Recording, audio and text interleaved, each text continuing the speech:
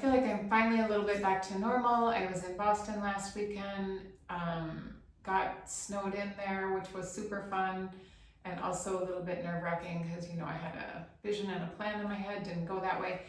Anyway, Friday, so yay. One thing I talked about like 2 weeks ago is we were going to go through some of the questions that Kelly Wagner from Edge Magazine had curated for the panel I was on, because I think her questions were really good, and it will also give me and you something to talk about. So one of those questions was, why are more people awakening today? And is it true evolution or is it just visibility? And I don't know that I think more people are awakening today. I think we have a platform to talk about it again. I think there was a really long period of time where people just didn't talk about these things. There's also, the whole witch trial thing, and people thought that anything outside of I think what had been established as spiritual norms, or I guess that's the best way I can put it. Anything outside of that was not a thing.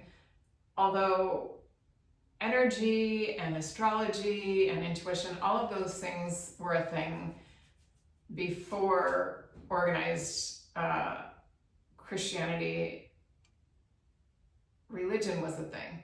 So anyway, I don't think that people are awakening more. I just think we're starting to talk about it again. And I also think that it's visibility, right? So we have that opportunity, but I think the human condition has not, there's Clarice, has not changed that much. And when I think about that, so I'm in the US, right? So you think about the Constitution and all of the parameters that they tried to write into it. And those things are still issues today, all these many hundreds of years later. So we're still grappling with the same challenges. I think just, the scenery has changed, but we're still human. I think of us as fancy animals. That's just me. So I thought those were good questions that she asked. Now, just on a personal note, there are so many planets in Aries right now, it's insane. So, and the last couple of days, and we just had a new moon, I've been just kind of feeling like, impatient. Am I doing the right thing? Am I not doing the right thing? And so I think that's the way that some of that is manifesting for me, right? Like I just don't have the patience.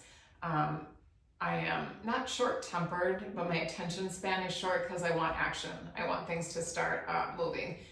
Where, when you're in Pisces, you're just kind of in flow. Aries is fire, let's get moving. So I'm in a let's get moving mode, but I know that I need to be in more of a flow mode. So I'm gonna pull a card, just see what it says, and go from there.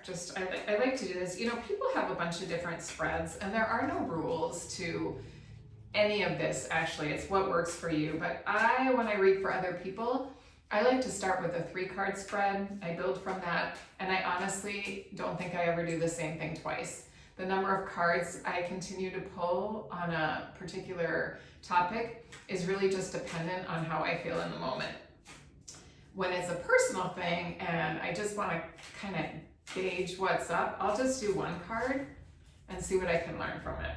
So today, in this moment, my card is the Knight of Wands. So for me, it's a fire card, right? Wands are fire, and I always have to remember that. I'm gonna put this up in the thing. I always have to remember that wands are fire because I think of Harry Potter and wands and sorcery. And the Knight is, there's new course of action, like you're going down a new path, like you're actually taking movement. And so those are sort of the basic meanings. And then as I look at the card, like this Knight is charging ahead, looking ahead. The horse is like kind of ready for battle. And in fire, you are ready and raring to go. So it's just reinforcement for me, where the sun is, where the moon is, where so many planets are, Aries. I'm raring to go. Sometimes you just have to slow your roll. I think that I have to slow my roll. But I also think that we're all doing exactly what we're supposed to be doing. And just as a little tip, so if you are interested in doing cards, you're self-conscious, you think you have to memorize all the cards, which is what I initially thought, set yourself free, right? Maybe like I mentored with a woman named Nancy Antonucci from Between Worlds, good Lord. Learned from her, kind of got my feet wet. And then the best $57 I ever spent was Facebook marketing, bless them.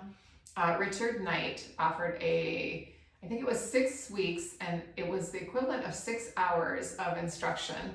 He was live except for one of the classes, and I thought $57, right?